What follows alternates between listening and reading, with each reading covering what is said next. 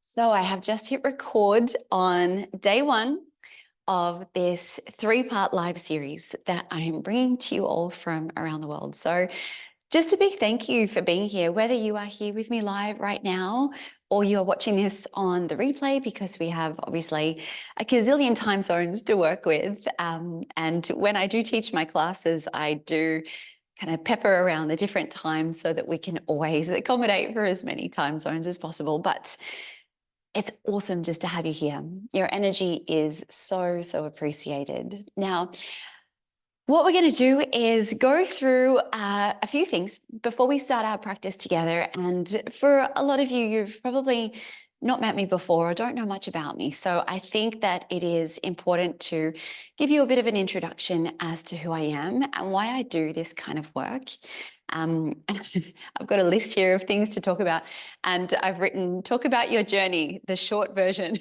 My fertility journey was a very long one. And so I'm going to give you the as shortest version possible, but I think it's important because it really does give you an idea as to why I do this kind of work now. So first of all, my name is Jen. I am a yoga and a meditation, breathwork and a Pilates teacher.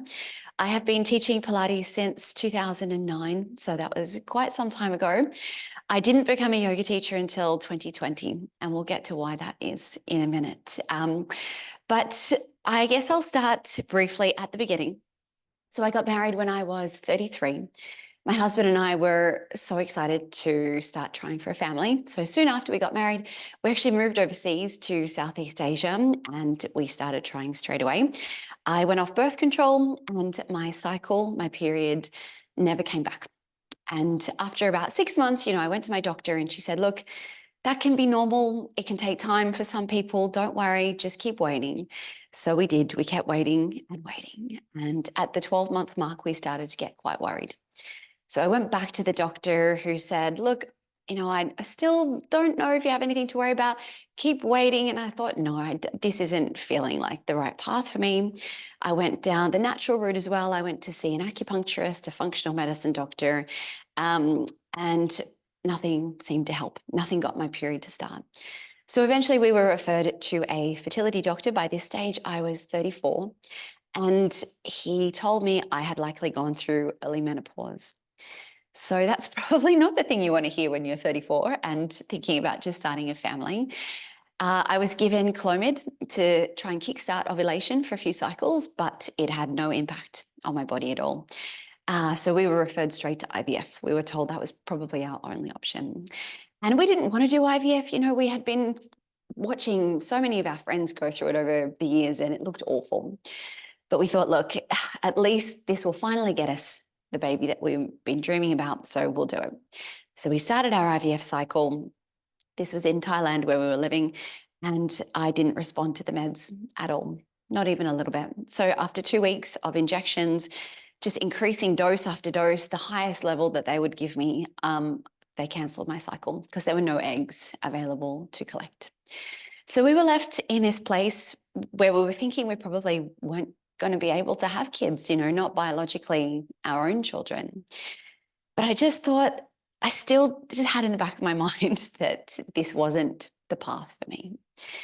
And so I decided to fly back to Sydney, where I'm from, and go and meet with a fertility doctor who had treated a couple of my friends. And she looked at all of my blood work and said, look, to be honest, things aren't great, but I think we can do a couple of things differently. I also went and worked with a naturopath for 3 months prior to this, which I think made a huge help as well. And we did another cycle, which didn't go that well. We ended up collecting 3 eggs, 1 fertilized. And without testing that embryo, without doing any other kind of procedures, we transferred straight away. And lo and behold, that little embryo made it all the way. And that little girl is 6 years old. So that was my first fertility journey. And we were so grateful and so unbelievably lucky, obviously, to get what we did. But we had always discussed having 2 kids. We're both only children, and we thought, this is our dream. This is what we envision.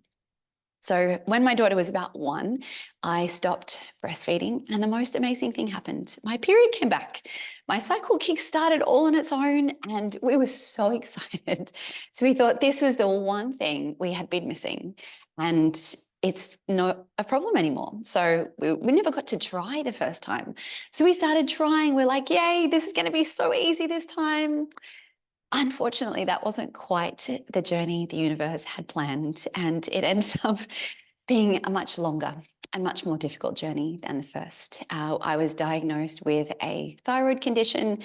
I found out my fallopian tubes were partially blocked, and my husband ended up with, we don't know whether it was just age or stress or whatever, but his semen analysis has usually started to come back a little bit worse than they were previously. And I had very low AMH levels, very high FSH levels, which are usually a sign of low ovarian reserve and early menopause. So we tried naturally for about 6 months, and we thought, look, let's not go any longer than this. We'll go back and see a fertility doctor. And she ran a few more tests and said, look, we can try some more time cycles. You know, we can use letrozole, we can get you ovulating, we can use progesterone to extend your cycle. So we did that for about 3 or 4 months and nothing worked. So she said, look, your only option is to go back to IVF.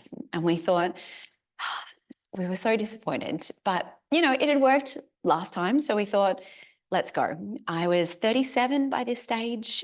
This was in February of 2020. And we thought, look, we'll just give it a go. So we did another round, and this time the cycle went really well. We got 2 embryos this time. Everything on paper was perfect. My hormone levels were perfect. The embryos were perfect. My lining was perfect. But sadly, neither of those transfers stuck. And this was March of 2020, and we all know what happened from then. All of the clinics in my city shut down due to COVID because IVF was considered a non-essential surgery. And I'm sure that anyone who was going through fertility treatments that you can attest to what a difficult time that was. And I guess we thought that was it for us. You know, we thought we've got this beautiful daughter, and, you know, I was really sad, but I thought my life could be worse. It was around this time that a friend that I used to work with said to me, look, Jen, I don't know if you're interested, but I've got a friend who teaches fertility yoga. Are you interested? And I was like, no, I'm not interested. I just went through IVF. Like, what is a bit of yoga going to do? But she said, look, if you want her details, let me know. We were in lockdown. My studio was closed. I couldn't go to work. I had nothing else to do. I'd already tried everything else. So I thought, I'll give it a go. And without sounding too dramatic, it changed my life. And little things started to change first up. So I had developed chronic insomnia throughout this second fertility journey, to the point where I'd be lucky to get an hour or 2 of sleep per night. I'd be falling asleep in the middle of the afternoon. I was a mess. I was taking so many hormones on top of all of the IVF drugs. I was taking sleeping tablets every night. I was taking thyroid medication. I was a hot mess, to put it very lightly. And I started practicing yoga with this incredible woman. And after a few weeks, my insomnia disappeared. It just completely disappeared. And for some reason, I didn't need sleeping tablets anymore. I noticed I would wake up in the morning and I would be less miserable. I'd be nicer to my husband. You know, I'd be more present with my daughter, which I found really hard. You know, the guilt of secondary infertility is a big one. And then a few months after that, I think it was in July, I fell pregnant naturally for the very first time in my life. And we couldn't believe it. We were over the moon. We had the pregnancy confirmed. We went to the doctor. My levels were rising. Everything looked amazing. But sadly, we lost that baby at 8 weeks. It's been so many years and it still brings it all up. But it was a really hard time, don't get me wrong. But there was something about that this had happened that made me reassess everything. And I couldn't believe that something like yoga had had such an impact, you know. It I wanted to know why. So I retrained as a yoga teacher. So I dove into my 500-hour teacher training. And I thought, as a Pilates teacher, it would be super easy and it would be everything I already knew. But I was very humbled and loved being a student again. I have quite an extensive exercise science background, so I wanted to know why. Like, why had these practices had such a huge impact on my body and my life? So I then went and trained in hormonal balance yoga as well as fertility yoga. And I just decided to practice everything that I had learned and put it all into my life and just work with it and see what happened. And then in December of 2020, I fell pregnant again, naturally. And that little boy is 2. So that was my journey, my 2 fertility journeys. And I think that only took up about 8 minutes. We didn't do too badly. So that is why I do what I do, because there is so much that you have control over on this journey. And I felt like I had control completely taken away from me. I lost touch with my body, my emotions, how I felt. I couldn't enjoy anything that I had used to enjoy. And we shouldn't go through that. And I wanted to bring this practice to as many people as I could. So I'm going to take a deep breath and, I I talk about my journey all the time, but it still gets me. So thank you for bearing with my my very overly emotional state today. So I'm going to go through 3 ways that these practices actually help you. And like I said, because I came from quite a sort of a science-focused background, yes, I love all of the woo-woo stuff about yoga and how we get into, the moon cycle and crystals and all of that stuff as well. I think that's brilliant. But for me, it was understanding the science of why this worked really made me hooked. So there are 3 main ways that the practice of fertility yoga, breathwork, and meditation can support your fertility. The first is by increasing circulation. And anyone who's gone to acupuncture before throughout their fertility journeys will know that one of the main things around acupuncture is increasing blood flow, getting that circulation throughout the body. So the way yoga does this is through both movement, breath, and different poses that we hold throughout our practices. Now, why is circulation so important? Your blood, the circulation within your body, it is your body's delivery system for nutrients and hormones. So without sufficient blood supply and circulation, all of the goodness that your blood carries, it can't get to the parts of the body that it needs to get to. So what we need to do is increase and maintain that good circulation so that the blood is flowing to both the glands that sit within the brain, the thyroid gland that sits within the throat, the adrenal glands, which sit just behind around your lower back, and of course, the reproductive organs as well. So as we get to increase that circulation, blood can flow throughout those areas more freely. And that connection between the brain, the thyroid, the adrenals, and the ovaries is incredibly important for overall health, but for fertility especially. The poses we do where you are in an inversion. So when you're not completely upside down, we don't do any handstands in fertility yoga, but things where your heart is a little bit lower than your hips. So for example, a downward dog, a bridge pose, even when you're resting your legs up the wall, all those sorts of things are going to bring that blood flow to the brain. And when you come out of that inversion, it then allows that blood to flow back down through the body to where it needs to go. Throughout the different poses, especially the hip openers that we do in yoga, it also allows that blood flow to get a little bit more freely in towards the pelvis and the reproductive organs. So if you are very, very tight in your hips and your lower back, you're going to find that those areas can be a little bit stagnant or a little bit stuck. So the more we can open out tension in the pelvis and the areas surrounding it, the more easily the blood will flow to those.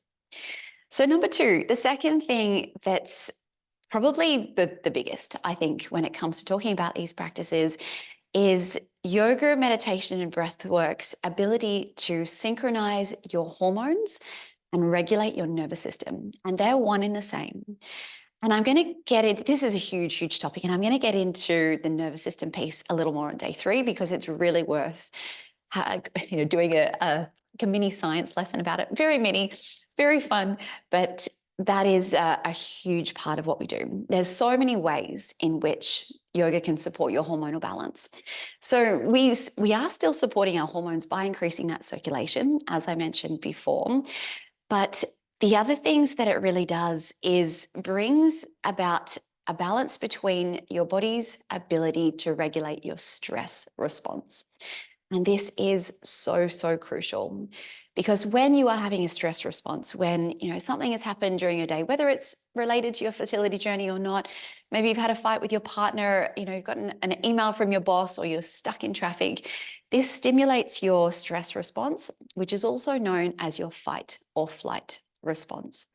And in your brain can't really understand, the difference between I've just got an email from my boss and I'm worried I'm going to lose my job, and there's a tiger around the corner over there that's about to jump out and eat me. Your brain doesn't actually know that there's a difference. Your nervous system can't recognize words or different situations. It only recognizes danger and a threat to your survival. So when you are in a stressful situation, your body starts pumping out your stress hormones, your cortisol, which is the particularly bad one in terms of upsetting your hormones, pumps out cortisol, adrenaline, and norepinephrine.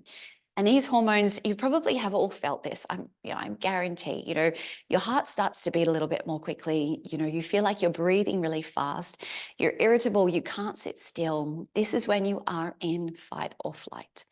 And, it's an essential part of survival. We wouldn't have made it to 2024 without it.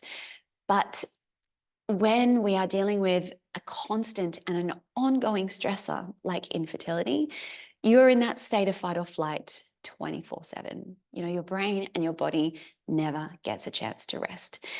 Now, this is so important because when you are in that stress response, your brain thinks, okay, I'm in danger.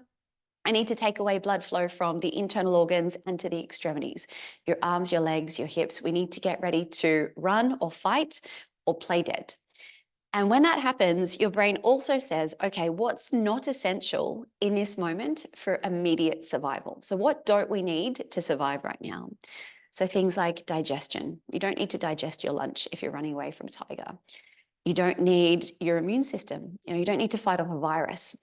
We don't need things like higher order critical thinking. You don't need to solve a maths problem when you're fighting for your life. And the other thing that you don't need is reproduction, because if there is a threat to your safety, your body doesn't think that having a baby is a priority. And you can start to put together now over time what this does to your body, and you probably notice that people who have been in a chronic state of stress, maybe it's yourself, someone they end up with digestive issues. They have chronic illnesses because their immune system isn't operating the way that it needs to be. You might notice you can't concentrate on things. You feel like you're missing stuff. You forget things. All of this is really, really common. I just have so many students, they come to me where they're like, I used to have a perfect 28-day cycle. I ovulated on day 14. My period would arrive 28 days from the last one. And for some reason, that's just gone completely out the window. Now they'll be ovulating on day 9, 1 month, and day 19 the next. And sometimes their luteal phase is 12 days. Sometimes it's 9 days. It's all over the place. And this is often the result from an ongoing and chronic stress response. So I think that's enough on that one for the moment. You can ask me questions about this stuff a little bit later if you want to.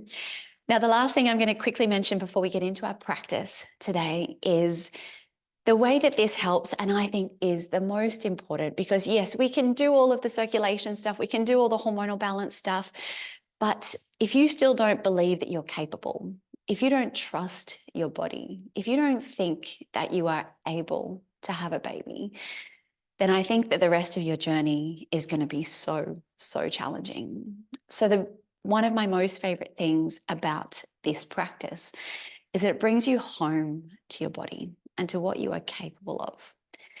And I noticed that it is little things that start to change. When you've got these little changes happening in your life, these little wins like I had, where I started to sleep better. My thyroid condition got better. I was a more joyful person. When you start to notice these little things changing within your life, that's when you realize the big stuff is possible too.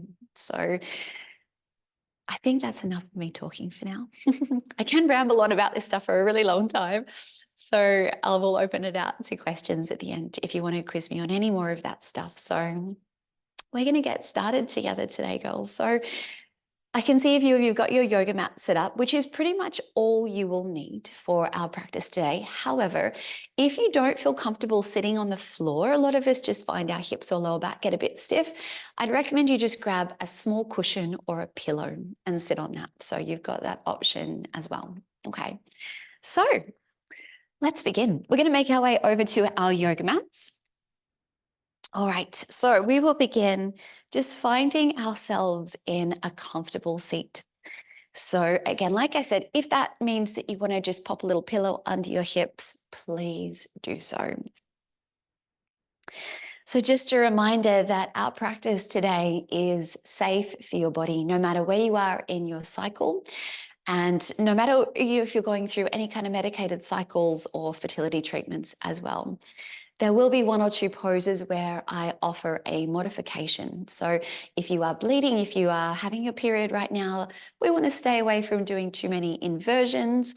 And if you are going through any medicated cycles and you are feeling a little bit swollen around the ovaries, there are one or two things that I'll mention as well. None of this is going to hurt your body or whatever is happening within your cycle, but it's just going to make you feel more comfortable as we go.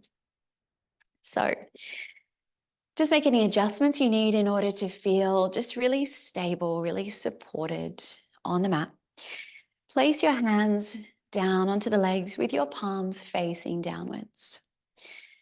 And just find your hips, your sit bones, just resting underneath you. And just start to lengthen your spine. So just feel the crown of the head reaching to the ceiling. Feel your chest, your collarbones widening. Maybe roll back your shoulders a couple of times here just to let go of any tightness, any tension in the neck. And then as you feel ready, you can close your eyes. And here we start to bring awareness to our breath. We're not trying to change anything. We're just noticing the natural rise and fall of your chest and your belly as you breathe in and out.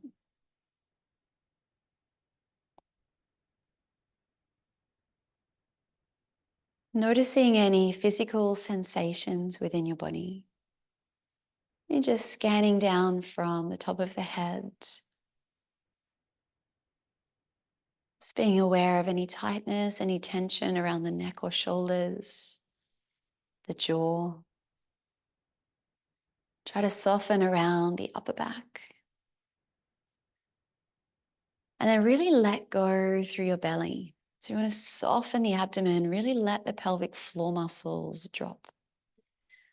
You know, as women, I find we are told so frequently growing up to kind of suck our tummy in and stand up straight and hold it all up and in. But I want you to let it all go. Just be really soft. Just being aware of any sounds you can hear inside the room that you're in. Maybe any sounds outside the room.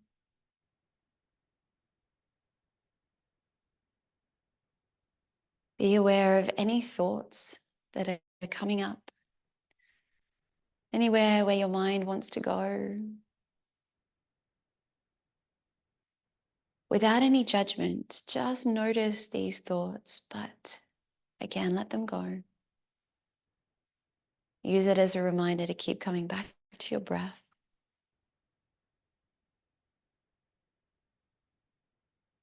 And start to deepen the breath just a little bit now. So we take a longer breath in through the nose. And then let's exhale through the mouth with a gentle sigh all the way out. Letting go. Big inhale again.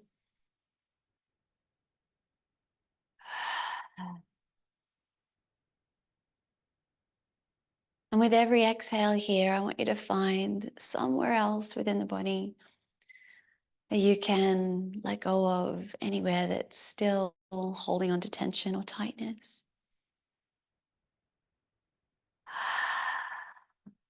Use that exhale to let go of repetitive thoughts, recurring thought patterns, or just anything that isn't serving you.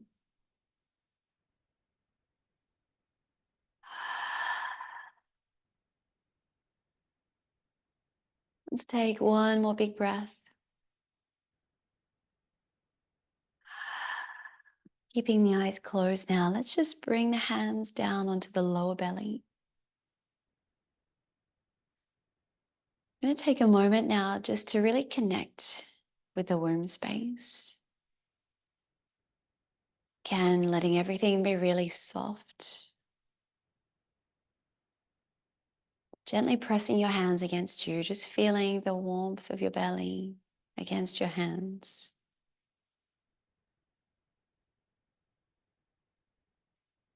This is the first time you've done a practice like this. It can be unsettling, it can feel quite emotional.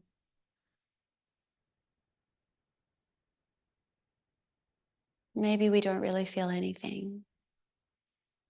Again, I want you to take away all judgment and just really allow this time to connect with your body. And even ask your womb space how she feels. If she has any messages that she wants you to know. And maybe this sounds crazy, but maybe there is something there. Without being attached to receiving anything specific, I'll just give you a few moments to be open to receiving anything that does come up. It may look like colors, feelings, sensations, or words. Or maybe nothing at all, but I want you just to hold that space for yourself.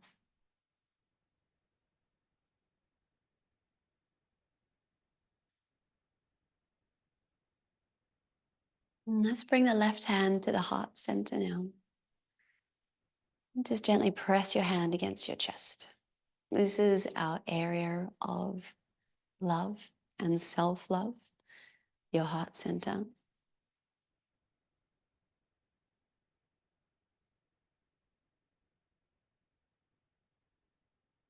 And as we're holding our hands here against the body, I'm going to invite you to set an intention for your practice today. Maybe there is something that you are needing to let go of. Maybe there is something you're calling into your life. Maybe it is just the intention to provide yourself with this space and time, which we so rarely do. Now, whatever that intention is, I want you to bring your hands together at prayer and just imagine you are holding that intention between your palms. Draw them into your heart center. Let's take one more big breath in together here. And as you exhale, let your head bow forwards to your hands. And then release your arms back down onto your legs. Slowly start to open the eyes, straighten out the spine. You can open, release when you're ready. So we're going to start some gentle movements now. So holding onto those knees, we're going to roll back away from the legs. So we take a really round spine position. So let your belly just start to scoop inwards. Let your back start to round and pull your chin to your chest. So you get a little stretch across the back of the neck. Now with your next inhale, let's pull the body gently forward and lift that chest, lift the chin, gently open across the front. And then exhale, roll back. So it's kind of like we're doing a seated cat-cow pose. Rolling it up. Just keep those going in your own time. Roll back. Rolling forward. Let's do one more of each. And then let your body roll back to where it was. And from here, we're going to take this into a circle. So let's lean over to one side. As you inhale, press that chest forward, open out the collarbones, and then exhale, roll the spine backwards. That's it. Inhale, let's come forward. And exhale, roll back. So we're still creating that cat-cow movement, but we add just that beautiful extra little movement of circles to the side as well. So what we're doing here is starting to wake up that energy around the lower part of the body. I want you to feel really heavy through your hips and your legs here. Starting to circulate energy from the root and up to the sacrum. Starting to gently encourage blood flow and circulation to our pelvis, our reproductive organs here. Now, when you're ready, let's start to reverse. And seeing if you can start to coordinate the movements now with your breath. So we inhale, come forward. Exhale, circle back. Maybe even closing your eyes. Something really magical for your nervous system in being able to coordinate movement and breath together. It is extremely soothing. Take a couple more here in your own time. And then slowly make your way back to the center. And once again, lengthen that body up. Good. So we've started to get that energy moving through the very base. So we're going to move up a little higher now. Take the hands to the side. We reach the right arm to the ceiling with a big breath in. And as you exhale, reach your arm over and across. Really stretch out through the fingertips. You might even want to drop your elbow onto the mat if that feels comfortable. As you inhale, lift up. And then exhale, take it over to the other side. I want you to just keep these flowing in your own time. So inhale up, exhale over. And just keep these lifting and lowering. So these side bends are a really lovely way to just start stimulating that blood flow through the body. It also activates our liver meridian. Good. It's getting that space between the ribs, which allows us to breathe a little bit more deeply. Let's do one more here, each side. Beautiful. Now, as we move up towards the heart, let's bring hands together. Interlace your fingers in front. Now, flip your palms towards me and just round your back. Push your palms forward. Good. Round the lower part of the spine here as well. And pull your chin down to your chest. And then just start to sway your arms from side to side. So we end up creating a little bit of a stretch across the back of the rib cage here. Is releasing around shoulder blades, mid-back. Good, let's do one more each side. Beautiful, come back through center. Take your hands behind you, interlace your fingers, and pull your arms back. I know it looks like I have no arms here, so I'm just gonna show you from the side what I'm doing. So just pull your arms slightly away from your body so that you feel a bit of a stretch across the front of the chest and shoulders. And once you've got that stretch, you can lift up your chin a little bit, open out the throat. Good, lower the chin and then let the head drop side to side. Start to ease out the neck. Good, and then let your arms release and just give them a little bit of a roll, maybe a little bit of a shake. Just take a big breath and notice how your body feels, even with just this really small amount of movement. Go ahead. From here, we're going to make our way over to our all fours. So let's bring the hands underneath the shoulders, knees under hips into your tabletop position. And as we come into this place here, we're going to move into our cat-cow pose. So let's start with the belly dipping to the mat. Lift your chest, lift your chin, Tailbone reaches to the ceiling, and just feel that lovely release across the front of the abdomen. With your next exhale, round your body. So push away from the mat, tuck the chin to the chest, tailbone draws in and forward. And then use your inhale to release the other way. So just keep these going. We're rolling up and down the spine in your own time. That's it. And just noticing again any areas of tightness or tension that are sitting in the body. So really starting to use this as an opportunity to create more space, to release those areas maybe we didn't even realize we were holding on to. Again, this is a beautiful way to create a moving meditation. So close your eyes if you want to and start to move exactly in time with your breath. Let's do one more here each way. Such a simple pose, this one, but has so many benefits. And then release. So let's take a little deeper now. Walk your hands slightly further forwards. And then just start to shift your hips a little bit back, but you want to keep them off the heels. And then we begin to lower the chest down towards the mat. We're finding our puppy pose. Now, if you find this angle is a little too tight for your shoulders, just bend your elbows down onto the mat and let the crown of the head draw down to the floor. But if you would like to take this a little deeper, you can stretch your arms away from you and let the collarbones open. Let the chest drop down towards the thighs, maybe even resting the forehead on the mat. And that's it. Just take a couple of big breaths here, softening the shoulders. And now from there, on the next breath in, we all lift the chest up in around that spine and we unfold into an upward facing dog. So start to let your hips drop towards the mat. Arms are straight. We open that chest. We look up. We feel a little stretch in the belly. So you don't need to drop your hips all the way down to the mat if you don't want to. You stay as lifted as feels good for your body. And then with your next exhale, let's round the spine and take it back down into that puppy pose. That's it. So we're going to flow through these just a little bit quicker now for 3 more breaths. So let's inhale, unfold, find that upward facing dog.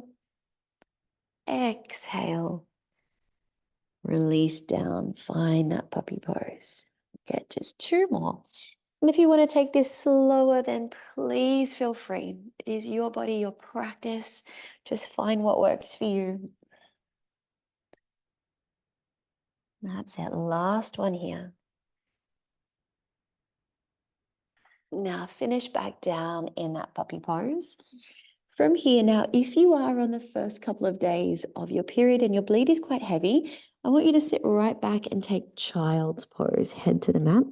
If your period is lighter or you are anywhere else in your cycle, let's make our way up into our first downward facing dog. So tuck your toes, lift your hips, but start off, keep the knees a little bit bent. So I want you to make sure that we have nice support for the lower back here first. So let's keep soft knees, lift the hips nice and high. Good, drop the shoulders away from the ears. Think about pressing that chest towards the knees. Then just start to slowly stretch one leg out and then change. So we're just slowly pedaling through the feet. Good, starting to feel that gentle stretch, that release down through the back of the legs.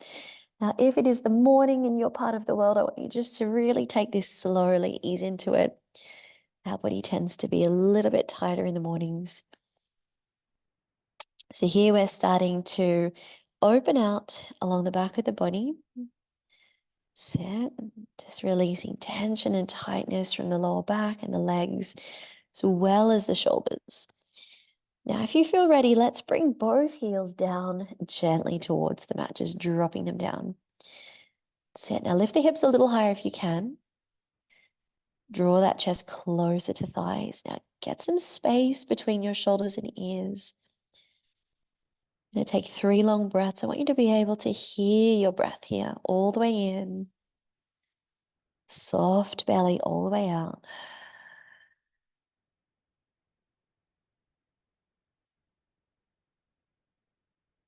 Last breath. Now, whichever pose we're in, your down dog or your child's pose, we will make our way into a forward fold. So if you're up in down dog, just bend your knees, walk your hands backwards towards your feet, and bring your heels to the mat, about feet hip distance apart. And take your time as you get here. Now, I want you to do this really gently. So bend the knees as much as you need in order to get your fingertips towards the mat.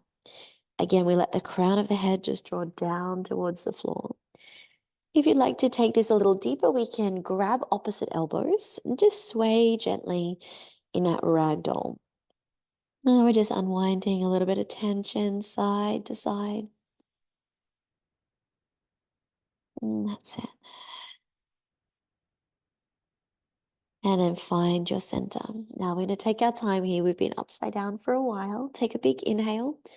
And as you exhale, start to rise up to standing. Now the last thing that comes up is the head. And then just roll back the shoulders. Good. Open the chest. Rotate your palms forward here as we find Tadasana, our mountain pose. Now let's just find heaviness through the feet. Softness in the knees. Softness in the belly. Close your eyes if you can.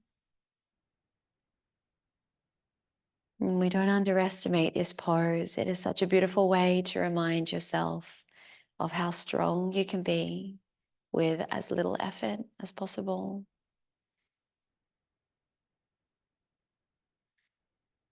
And stay here for one more big breath. As you exhale, open your eyes. Good. Now take your hands and interlace those fingers. Reach them high up to the ceiling. Good. Now take a little side bend over to one side. It doesn't matter which side. You're going to feel that release through the side of your hips. So we're just in that little bit of a lean over and across. And from here, we bend the knees. And I want you to sweep your arms down to the floor and then circle all the way up to the other side. So big side bend over, inhale. Big exhale, bend the knees, circle down. And one more side bend and circle. Beautiful. Come back to the very top. Let's go to the other side. So lean over, just feel that release. First of all, opening the ribs, big inhale. And then exhale, release. Come back up. Take two more, side bend and let it go. Set one more. And then come all the way up. Open out the arms. Inhale. Exhale, swan dive forwards. Come all the way down. Bend the knees. Forward fold. Now inhale, we take a halfway lift. Straighten out the legs. Straighten out the spine. Squeeze your shoulder blades together. Exhale, fold and release down. Let's do two more. Halfway lift. Exhale, fold. One more. Inhale. Exhale. And then rising all the way back to the top. Beautiful. So once you're up there, just take a little moment to reset the body. We're going to turn to face the long side of the mat now, if we're not already. And let's step those feet out nice and wide. So you want to go as wide as you can feel stable. Once we come into this pose, you might feel like you want to go a little bit further.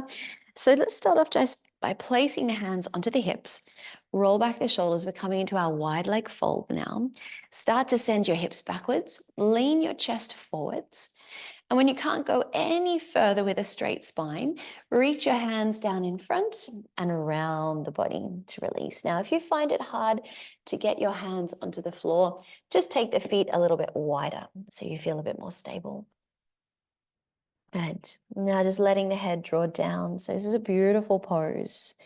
There's so many things happening. We open out tension in the pelvis, the hips, the lower back. We get the benefits of that beautiful, gentle inversion by bringing the head down to the mat. Soften the belly here. Just let everything be relaxed through that lower part of the pelvis. You might want to wiggle your hips a little bit from side to side. See if that just releases a little bit more tightness around the inner thighs. If you'd like to take this pose even deeper, you can walk your hands underneath to the other side of the mat and just draw yourself down gently a little bit further. That's it. Take a big breath in. And then as you exhale, bring your hands back in front of you. Lift back up, straightening the spine. If you walked your feet out a bit wider, just walk them back in. And then just slowly unfold yourself back to standing. Beautiful. Now let's just heel toe the feet in so they're around shoulder width apart now. Just slightly bend the knees, pop the hands onto the pelvis, and let's create some big circles with the hips. That's it. So you notice we do a lot of circular movements within our fertility yoga practices, and this is for a bunch of reasons. Again, it's that beautiful ability to bring circulation to where it needs to be around the reproductive organs. These circular movements are also a lovely way of just awakening that energy, that feminine energy around those lower chakras. So that sacral chakra that sits around the womb space, the root chakra that sits at the base of the spine, which is where we tend to feel like we lose connection. The more we can connect to these areas, the more grounded, supported, and capable we can feel. Let's start to move the hips around in the opposite way. I should also mention there's kind of no rules when you do these movements. You know, I tend to get my shoulders kind of moving around, but you might just do more like salsa hips if that works for you. As long as you're softening your belly, just letting everything flow freely, that is what we're after. Take long, deep breaths.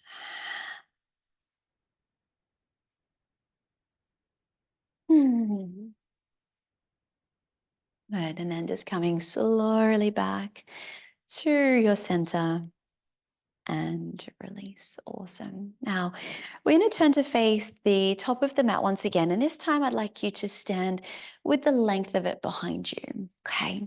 So bring those feet back to about hip distance apart. We're going to come into our hip opener series now. Let's take an inhale, reach those arms up. And as you exhale, fold that body back down and release. Now take your right leg and step it back behind you. Nice big step. And then gently lower that knee to the mat. Now, if you find that this back knee is uncomfortable, if you need a bit more support, just fold the mat over so you've got double padding. Or if you did have a little pillow handy, you can pop that under the knee. Good. So we're going to move our hands over to the right side. So we start to let the hands take the body weight here. Really drop down into that right hip flex. And now the back foot, you can have the toes tucked or flat, whatever's comfortable on the knee. Let the left knee kind of drop to the side again if you can. Lift up through the chest, just opening out the collarbones. It's creating some space across the heart center here. And now from here, we're going to start to shift back into our half split. So walk the hands towards that back knee, straighten out the front leg. If you can't get your fingertips to the floor, that's okay. Just rest them on that front thigh very gently. Shift the left hip slightly backwards, just creating space through the back of that left leg. Good. Now walk the hands forward. Let's come back to that low lunge. Big inhale of the chest. Exhale, let's shift back, half split. Soften out that belly. Good, let's do one more of each. Drop down, open out the chest. Exhale, shift it back. Good. Now from here, we're going to transition into our pigeon. So we walk the hands back out in front. We're going to bring that front foot closer in towards us, bend the knee, let the knee drop to the mat, and just slide your back leg out until you feel that you can release the hips right down. Now again, if you want to use that little pillow, you can pop it under your left hip for a bit more support. Otherwise, just use your hands to support you here as much as you need. Pigeon is one of those ones that a lot of us can struggle to drop into. In traditional yoga, you'll notice often they teach pigeon with the front shin parallel to the top of the mat. It's a very intense stretch on the hip. But because a lot of what we do in fertility yoga is more restorative, what we do is just ease out of that intensity a bit. We bring the foot closer in towards us. So that allows us just to get that hip release. Now, if you are going through any kind of medicated cycles right now, and you feel like there's some swelling around the ovaries, I want you to stay up like this, okay? You're not going to hurt anything. I don't want you to feel uncomfortable. But if you want to go a little deeper and it feels good, just drop down, maybe even resting the head on the mat. Now, I know this might be easier said than done, but I want you to try and let go. Just completely soften. Just take really big breaths into the belly. And then with every exhale, we just slowly drop a little more. Using that exhale to take out more tightness, more tension in the body. And I find pigeon is one of those poses that can also bring up a lot of emotions. We store so much tension, tightness in our hips. Our hips are very, very closely integrated with our stress response and our nervous system. So as you release your hips, a lot of those emotions let go as well. Just be gentle with yourself here. We're going to take another deep breath in and out.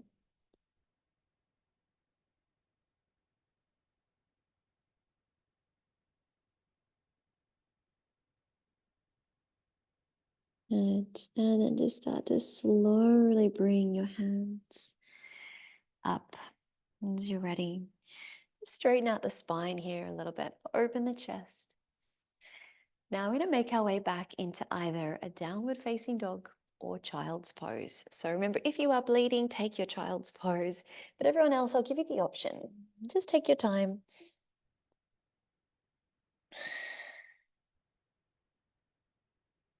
Whichever pose you've chosen. Again, let's soften out our shoulders and our belly.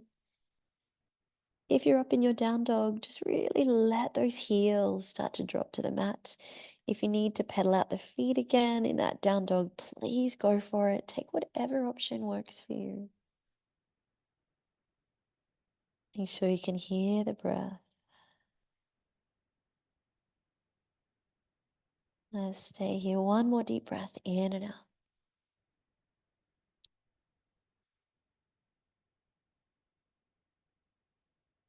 And then just gently lower your knees to the mat or come back to your tabletop. Now let's get ready to open out the other side. So we're going to bring our right foot forwards. So this time you've got that left knee behind you. Once again, if you need that support for the knee, you readjust your mat in any way that you need to. And just pop your hands flat onto the mat beside you there. Let the right knee just drop a little bit to the side. Use your hands to support you. Let go through the belly, open out the chest. Good, lift out, opening across the heart center. Really releasing that back hip. Now let's start to shift backwards, finding that half split. Now remember, if this front knee doesn't straighten, it doesn't matter. You just find a place that works for you. And then start to walk forward back into that low lunge. Take a big breath in. Exhale, take it back to that half split.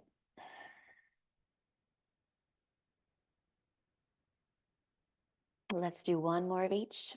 Coming forwards, dropping down, big inhale. Exhale, half split. Good. As you come forward, just bring your hands to the mat and let's transition back into that pigeon. So just fold that right leg in front of you, stretch your left one back behind, and just use again hands to support you. Lift up, open chest. And we usually find with pigeon, it's really noticeable. One hip is different to the other.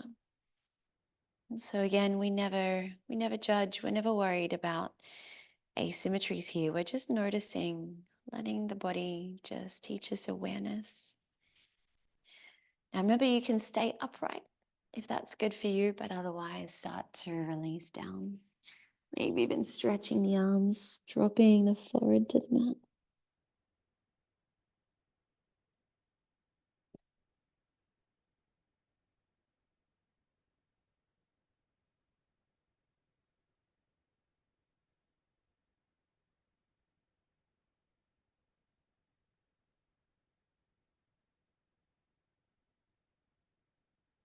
Using that exhale as your invitation to surrender a little bit more deeply.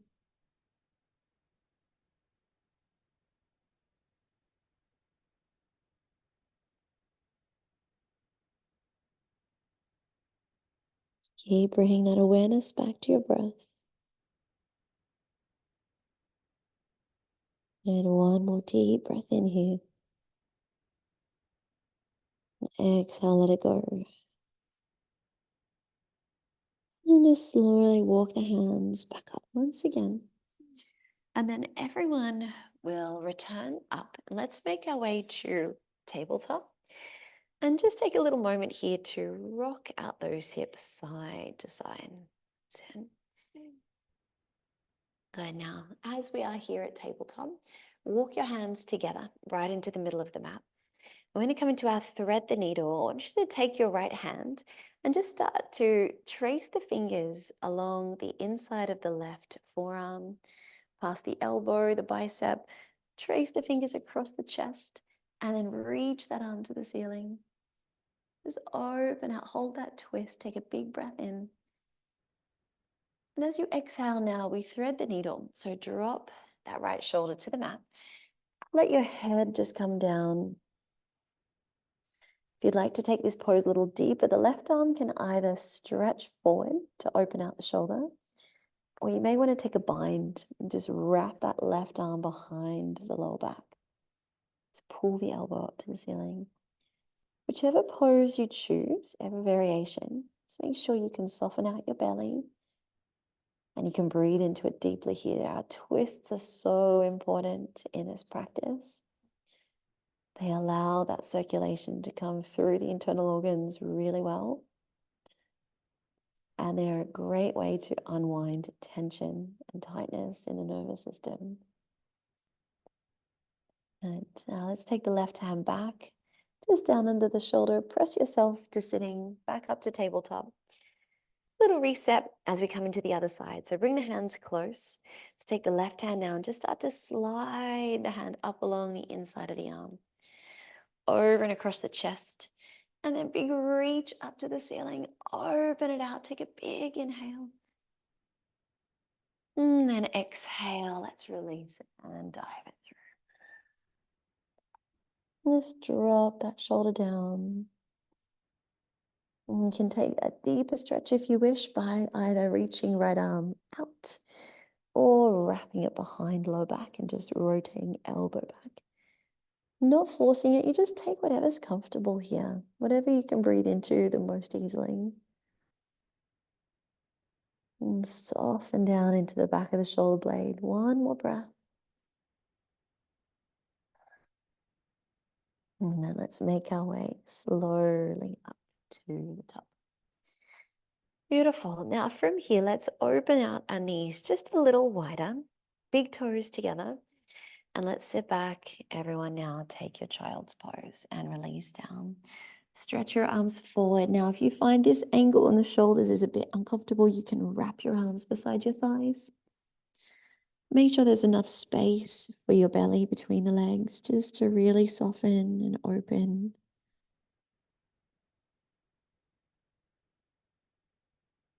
And just slowing down your exhale here.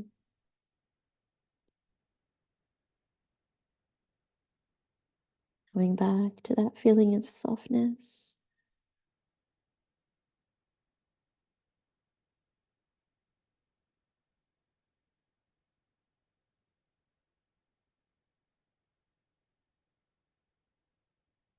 And let's take one more big breath.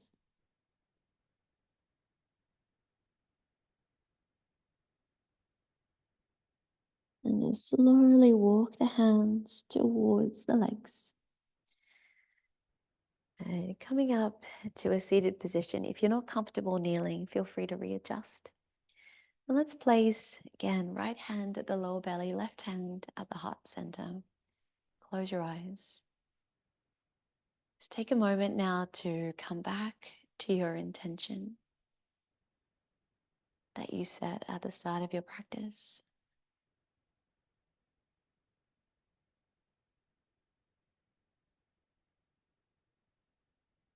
See if you can notice the beat of your heart, any sensations that are present. Just noticing how you feel now compared to when you began.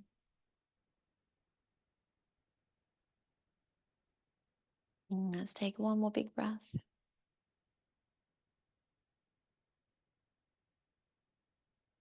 And then release. Go ahead, open your eyes when you're ready now. We're going to make our way down onto our mats. If you did have that little pillow and you want to use it for your head, you're very welcome. I mean, it's not essential though, just whatever is comfortable for you. All right, let's take our time as we come down slowly onto the mat. Once you're there, just hug your knees towards the chest, wrap your arms around the legs, give yourself a little cuddle. And then just rock side to side. Try to give your lower back and your adrenal glands here a gentle massage.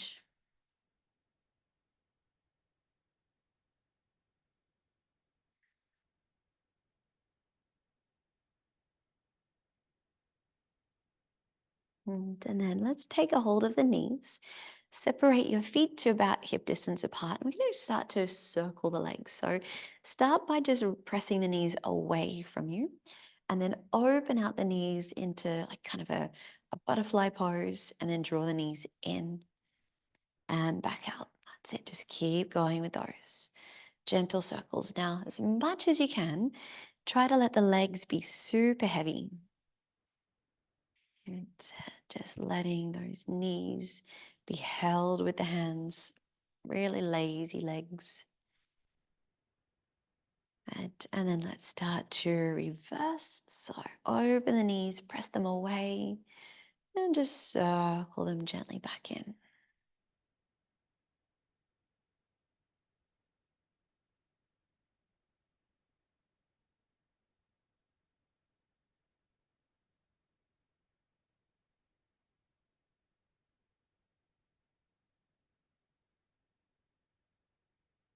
Good. And then just land your feet down on the mat, soles of the feet together, and open out your knees now into your Supta Baddha Konasana, this reclined butterfly. Now, this pose can be quite intense. So if you feel like it's very strong on the hips or the pelvis, put your hands under your thighs here and give yourself a little bit of support. We're not here for too long. All I want you to do is open out that tension, that tightness between the inner thighs. Your inner thighs and your pelvic floor muscles connect into each other at the base of the pelvis. So just let that go. It's okay if there's a little arch under your lower back. Just open and release here. We'll take 3 long breaths.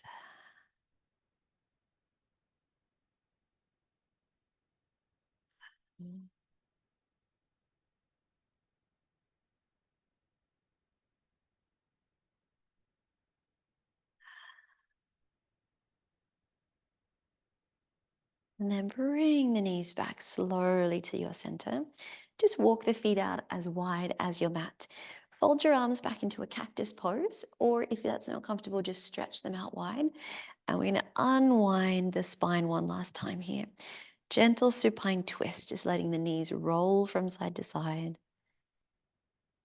Just unwinding through the hips, the pelvis, the lower back. You might want to let that top hip slightly press forwards as you rotate. Just to really help open out hip flexors. Good. Last one each way. And then come back and find your center. Good. And then from here, we're going to slowly start to unfold the body into your Shavasana. So let the legs extend, let the knees roll outwards. Just letting your palms turn up to face the ceiling. Just take any little adjustments you need in order to feel really comfortable, really relaxed and supported on your mat.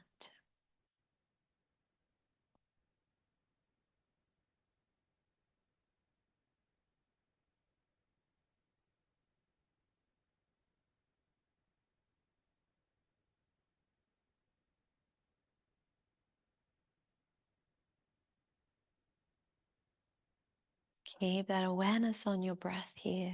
Long breath in through the nose and out softly, completely letting go. Anytime you notice that your mind has started to wander, just keep bringing awareness back to your breath.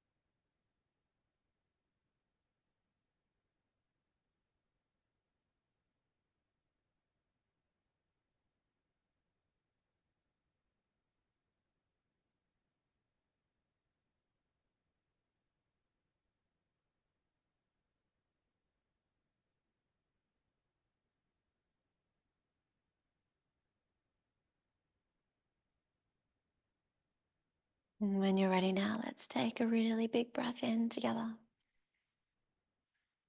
And with your exhale, just let your head gently turn side to side a little bit. Create some movement in your hands, maybe stretch out or wiggle the fingers, the toes. When you feel ready, remember there's no rush here. Let's roll over onto the side. And just pause here with your eyes closed for another breath. Just really keep that awareness inwards.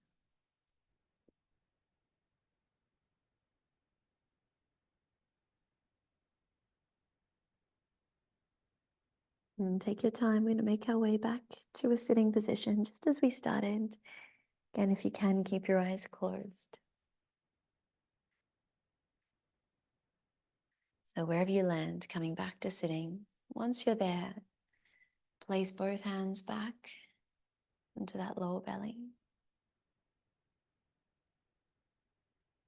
I want you to breathe deeply into your womb space,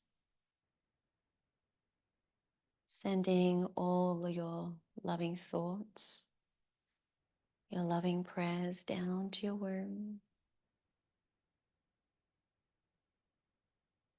Bring your left hand to the chest. Remember, the center here is of self-love.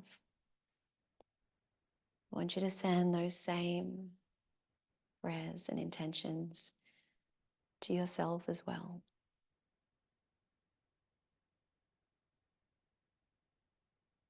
Then bring your hands together. Come back to your intention that you set one last time. Let's take a really big breath in. And as you exhale, bow your head forwards. Namaste. Thank you so much for being here with me. Thank you for sharing your practice with me. And it means a lot that you've taken this time for yourself as well. I know how hard that is. So thank you. It's an absolute pleasure to share this in practice with you. And as I said, stick around if you have any questions. I'll open it out if you want to ask me anything at all. But I would love to see you back here tomorrow for day 2. So tomorrow we're going to go into cycle syncing and how we can use different yoga practices at each phase of our menstrual cycle, and how this just supercharges that ability to synchronize your hormones and get your nervous system into a place of regulation. It's like a superpower when you learn about this stuff. I'll explain a little bit more about how we can take this further in terms of other exercise we might be doing in our lives, in terms of your lifestyle, and how that all fits together. And we're also going to start to incorporate a couple of breathwork practices tomorrow as well. So all of that is coming up. I cannot wait to see you then. And I look forward to it. Again, thank you for being here. See you soon.